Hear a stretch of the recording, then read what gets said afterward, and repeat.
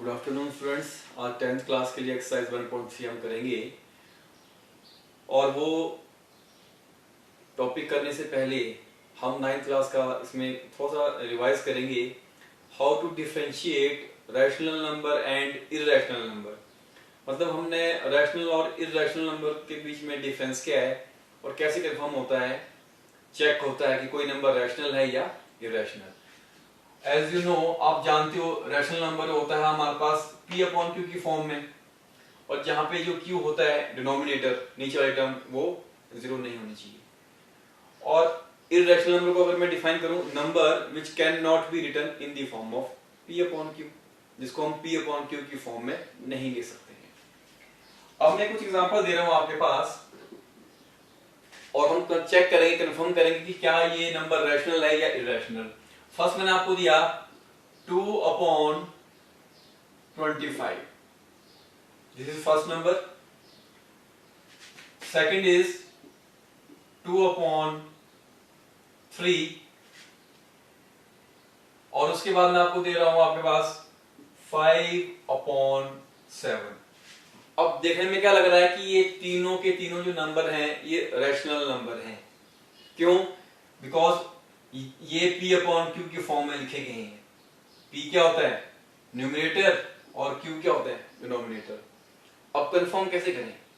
तो चलिए अब कंफर्म करते हैं और उसके लिए हम क्या करते हैं, हम इन सभी नंबर्स को कन्वर्ट करते हैं इनकी डेसिमल फॉर्म में। तो 2 अपॉन 25, यहां पे मैं इसको 2 को मुझे डिवाइड करना है 25 से, तो 2 नंबर छोटा है जिसको हम डिवाइड कर रहे हैं, तो यहाँ पे पॉइंट लग गया आपके पास, यहाँ 0 आ गया डेसिमल की वजह से। अब 20 अभी भी 25 से छोटा है, तो यहाँ भी 0 लगा दिया आपने और यहाँ भी 0 लगा दी। नाउ 25 8 200, और जब माइनस किया 200 से 200 को, तो रिमाइंडर आपके पास 0 आ गया। इसकी डेसिमल जो हमारे पास फॉर्म आ रही है 0.08। पॉइंट से पहले यहाँ पे 0 लगा भी दिया तो कोई प्रॉब्लम नहीं है, क्योंकि उसकी वैल्यू कोई नहीं कुछ नहीं होती है, तो उसको लगा सकते हैं। चलिए अब सेकंड है हमारे पास 2 अपॉन 3, तो 3 से हमने डिवाइड करना है 2 को। अगेन 2 छोटा है 3 से जिसे हम डिवाइड कर रहे हैं, तो ये छोटा है 2 से जिसको डिवाइड करना है, तो यहाँ पॉइंट लग गया आपके पास, यहाँ 0। 3 6 18, माइनस किया तो यहाँ पे आया 20 माइनस 18 2, रिमाइंडर, यहाँ रिमाइंडर 0 नहीं आया। अगेन ये छोटा है 3 से, पॉइंट हम यहाँ लगा चुके हैं, तो अगेन यहाँ पे 0 खुद रखती रहेगी, वो रिपीट होगी 0, तो 3 6 18, फिर से होगा 3 6 18। इस तरह से ये 6 आगे कंटिन्यू होता रहेगा। अब यहाँ पे क्या देखा हमने कि पॉइंट के बाद एक डिजिट 6 रिपीट कर रही है और रिमाइंडर यहाँ पे 0 नहीं आ रहा है, तो इसकी जो कन्वर्जन हमारे पास आई 0.666, और डॉट डॉट का मतलब वो कंटिन्यू कर रहा है आगे, और इसको हम शॉर्ट में लिखते हैं 0.6 बार। जो डिजिट रिपीट हो रही है, रिपीट को दिखाने के लिए हम बार लगाते हैं, फिर ये आगे जो 6 चीजें हैं उनको लिखने की जरूरत नहीं होती है। अब तीसरा हमारे पास है 5 अपॉन 7। अब 7 को मुझे डिवाइड करना है, सॉरी 5 से डिवाइड करना है, 7 से डिवाइड करेंगे हम 5 को। अगेन 5 छोटा है, तो यहाँ पे पॉइंट लग गया आपके पास, यहाँ पे 0 आ गया। 7 7 49, माइनस किया तो 1 रिमाइंडर, अगेन छोटा है 1 तो 0 लगी। 7 1 7, 10 माइनस 7 3, अगेन 0। 7 4 28, अगेन 2 आ गया, 30 माइनस 28 0। 7 2 14, माइनस किया तो 6 0। 7 8 56। तो यहां पे हम देख रहे हैं 0.71428, और रिमाइंडर 0 नहीं आया, तो इसका मतलब आगे भी डिजिट आती रहेंगी अगर हम आगे इसको फर्दर डिवाइड करेंगे। अब हम ये कैसे कंफर्म करें इन क्या ये तीनों के तीनों ही नंबर हमारे पास रैशनल नंबर हैं? क्या ये तीनों नंबर रैशनल हैं? अब आपने याद रखना है, 9th में हमने पढ़ा था, यहाँ पे पहले जो नंबर था था उसमें रिमाइंडर 0 आया था। ये जो डेसिमल है ये हमारे पास कैसा है, टर्मिनेटिंग डेसिमल, टर्मिनेटिंग डेसिमल, क्योंकि इसमें रिमाइंडर 0 आ गया था। यहां पे हमने देखा रिमाइंडर 0 नहीं आया था, 2.3 की जो डेसिमल एक्सपेंशन है और आफ्टर डेसिमल एक डिजिट बार बार रिपीट कर रही है, ये है हमारे पास नॉन टर्मिनेटिंग।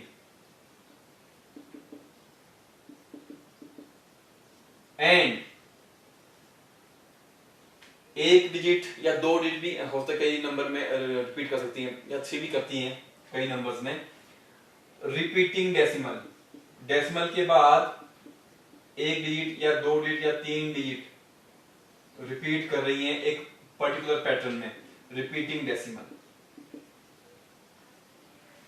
और तीसरा अगर हम देखें यहां पे, इसमें कोई भी डिजिट रिपीट नहीं कर रही है आफ्टर डेसिमल, कोई फिक्स पैटर्न नहीं बन रहा है जैसे यहां बन रहा था इस वाले नंबर में 2.3 की डेसिमल में फॉर्म में, और डेसिमल भी यहाँ पे 0, रिमाइंडर भी यहाँ 0 नहीं आ रहा।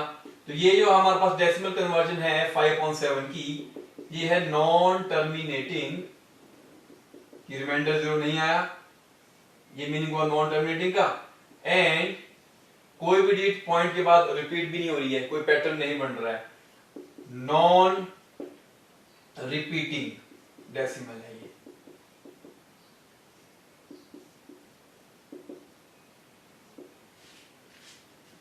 अब अपन याद रखना है रैशनल नंबर्स कौन कौन से होते हैं।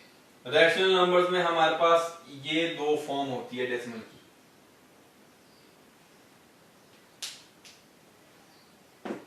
कोई भी नंबर जो P/Q की फॉर्म लिखा हो, अगर उसकी डेसिमल कन्वर्जन टर्मिनेटिंग डेसिमल होगी या non terminating and repeating decimal होगी तो वो रैशनल नंबर होगा, तो वो हमेशा रैशनल नंबर होगा।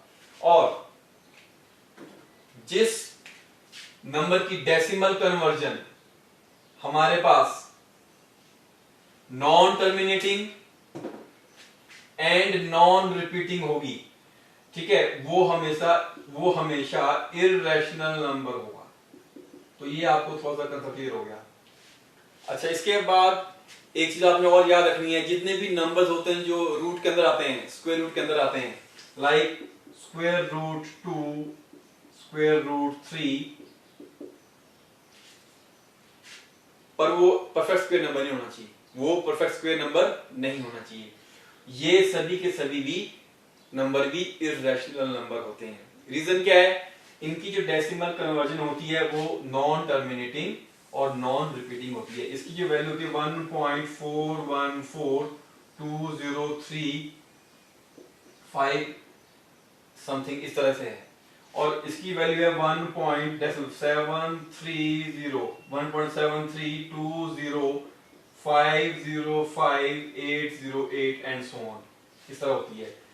तो ये जो नंबर होते हैं इसलिए ये इररेशनल नंबर होंगे हमेशा। हाँ, अगर मान लो आपके पास है रूट 16 कैसा नंबर है, परफेक्ट स्क्वायर नंबर है, किसका स्क्वायर है वो, 4 का, तो ये हमारे पास मैंने लिखा 16 को 4 इंटू 4, और स्क्वायर रूट से पेयर का एक ही बाहर निकलता है। अब ये रूट किसके इक्वल आ गया, 4 के इक्वल।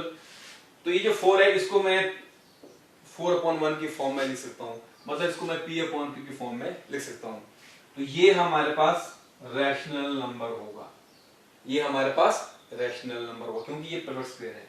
बाकी जो परफेक्ट स्क्वायर नहीं होंगे, जो परफेक्ट स्क्वायर नहीं होंगे वो हमेशा इररेशनल नहीं होंगे। और यही हम एक्सरसाइज में करेंगे। अब हम इनको प्रूफ करेंगे रूट 3, रूट 5 कि वो इररेशनल नंबर है, और यहां हमको प्रूफ करेंगे बाय यूक्लिड थ्योरम जो हमने 1.1 में पढ़ी थी। तो ये आपको थोड़ा सा बेसिक कंसेप्ट क्लियर हुआ कि कैसे हमने कंफर्म करना है by converting the given number into decimal form. उनको डेसिमल फॉर्म में कन्वर्ट करने के बाद हमें ये कंफर्म हो जाता है कि वो रैशनल नंबर होते हैं कि इररेशनल। ये क्लियर हो गया। अब तो चलिए नाउ क्वेश्चन करते हैं आपके एक्सरसाइज का first. Proof root 5 is an irrational number. और यहाँ पे इक्विवेलेंट थ्योरम हम यूज करेंगे। तो चलिए आप इसको प्रूफ करेंगे। तो हम लेट सपोज कर लेंगे, हमने एज्यूम कर लिया, let us assume √5 is a rational number, कि वो एक रैशनल नंबर है। और जब वो रैशनल नंबर हमने सपोज कर लिया, एज्यूम कर लिया, तो मतलब दैट इज उसको हम a/b की फॉर्म में लिख सकते हैं, जिसको हमने p/q पढ़ा था पहले। तो वो उसको p/q लिखो या उसको a/b लिखो, बात एक ही है, कोई प्रॉब्लम नहीं है। वेयर यहां पर हमने कंडीशन क्या लगा दी है, a एंड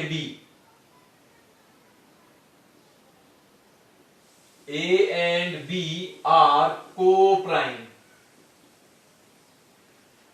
ये a और b हमारे पास है, ये को प्राइम इंटीजर होंगे।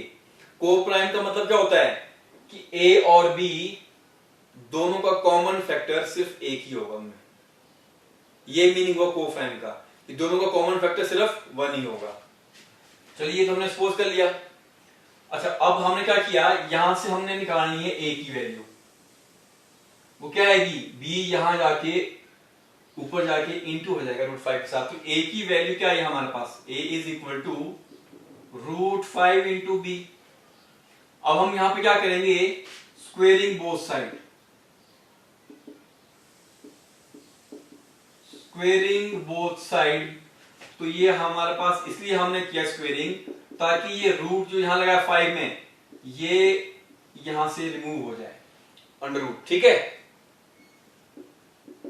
और वो कैसे होगा आपके पास, √5 और b इंटू बी का जो होल स्क्वायर है, ये होगा आपके पास इस तरह से, √5 का स्क्वायर इंटू b का स्क्वायर।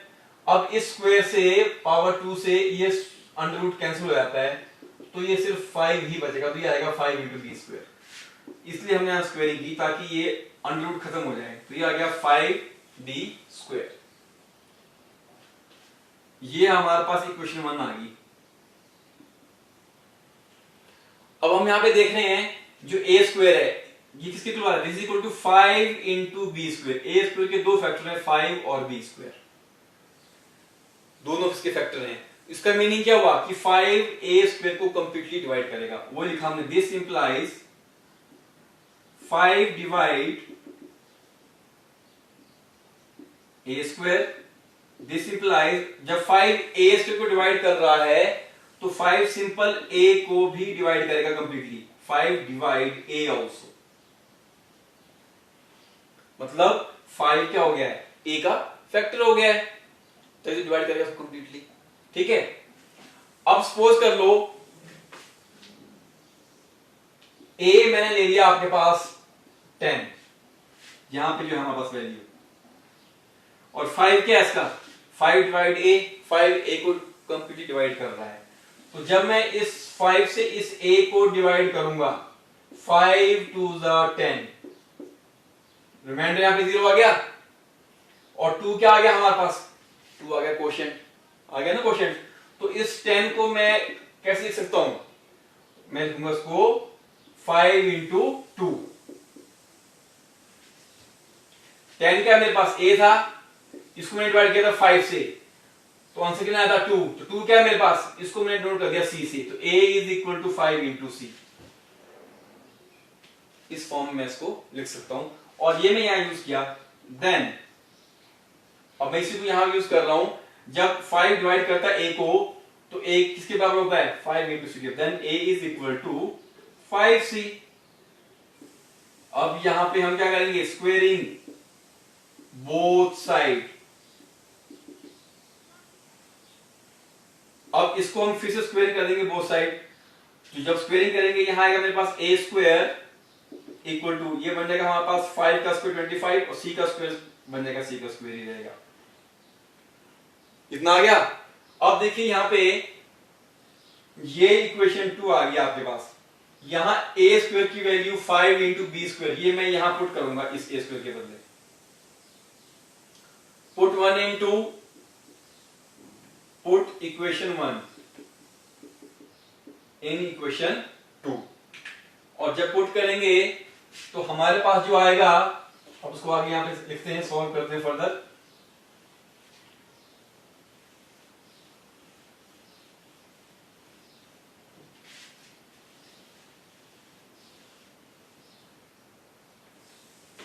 यहां पे हमने पुट करनी है ए स्क्वायर की वैल्यू, वो कितनी थी हमारे पास 5b square. This is equal to, यहां पे कितना बचाइए 25c स्क्वायर। अब यहां से मुझे मिल जाएगी b स्क्वायर की वैल्यू। 5 कहां जाएगा अपॉन में, 25c स्क्वायर के अपॉन में जाएगा, तो 5 से ये 5 5 जा 25, तो b square is equal to 5 into c square. अब यहां पे देखिए b स्क्वायर के दो फैक्टर आ गए हैं, एक 5 है, दूसरा c स्क्वायर है। b स्क्वायर के दो फैक्टर आ गए हैं, 5 into c square. This implies 5 divide b square, तो इसका मतलब ये 5 b स्क्वायर को भी डिवाइड करेगा कंप्लीटली। और जब ये 5 डिवाइड कर रहा है b स्क्वायर को, तो 5 डिवाइड b, तो 5 सिंपल b को भी डिवाइड करेगा। क्लियर है? चलिए अब लास्ट स्टेप रहा हमारा इस क्वेश्चन का, इसको प्रूफ करने का। अभी हमने ऊपर इससे पहले प्रूफ किया था कि 5 डिवाइड a ऑल्सो आया था हमारे पास, पहले आया था ना, इससे पहले। इसका मीनिंग क्या हुआ कि 5 फैक्टर है हमारे पास a का, 5 फैक्टर है हमारे पास b का। Therefore 5 is common factor of a and b, तो 5a और b का कॉमन फैक्टर आ गया। जबकि हमने शुरू में क्या लिखा था, हमने शुरू में लिखा था कि जब √5 जो हमारे पास था वो था a अपॉन b, और वहां पे मैंने मेंशन किया था आपके पास where a and b are coprime. और आपको याद होगा को प्राइम का मतलब क्या होता है, को प्राइम का मतलब क्या हुआ कि a और b का a कॉमन फैक्टर सिर्फ 1 ही है, बाकी कोई फैक्टर नहीं है वो कॉमन। और यहां हमने क्या प्रूफ कर दिया कि 5 उनका कॉमन फैक्टर है a के अलावा, a के अलावा 5 भी उनका कॉमन फैक्टर आ गया है। सो यहां जो हमने एज्यूम किया था कि a और b को प्राइम है, ये हमारे पास ये एजम्पशन हमारी क्या होगी, रॉन्ग प्रूफ होगी है। So our assumption